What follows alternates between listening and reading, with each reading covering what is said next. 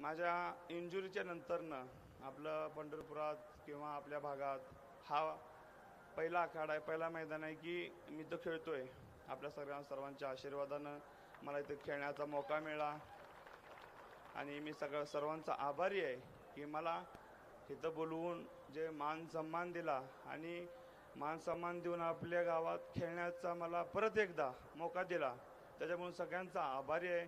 आणि माऊली आबा काळे यांनी हे मैदान भरवून त्यांचे मित्र सहकारी सगळे कमिटी जे यांना मदत केलेले की हे मैदान एकटं मैदान घेणं पॉसिबल नाही आहे, तर आपण सर्वांनी हे मैदान घेऊन दाखवलं, पार पाडून दाखवलं. म्हणून आपल्या सर्वांचं अभिनंदन आहे आणि मी आपल्या सर्वांचा आभारी आहे की आपण सर्वांनी मला इथं खेळायचं परत एकदा बोलवलं.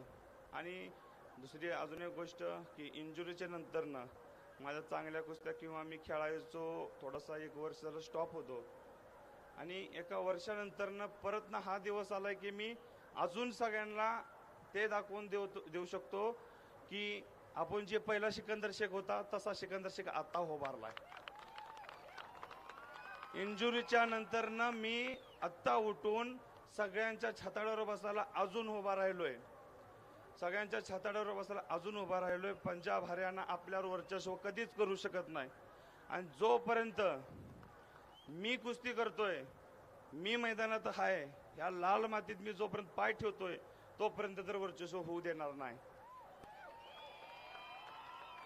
आपण सर्वांनी पाहिलेलं आहे की मागल्या 2-3 वर्षात मी पंजाबचे सगळे, हरियाणा पंजाब असो दिल्ली असू दे, टॉपचे सगळे पाडलेत, टॉपचा एकही ठेवलेला नाही, सगळे पाडलेत तिकडले. तर त्यांचा वर्चस्व आपल्यावरचा संपला.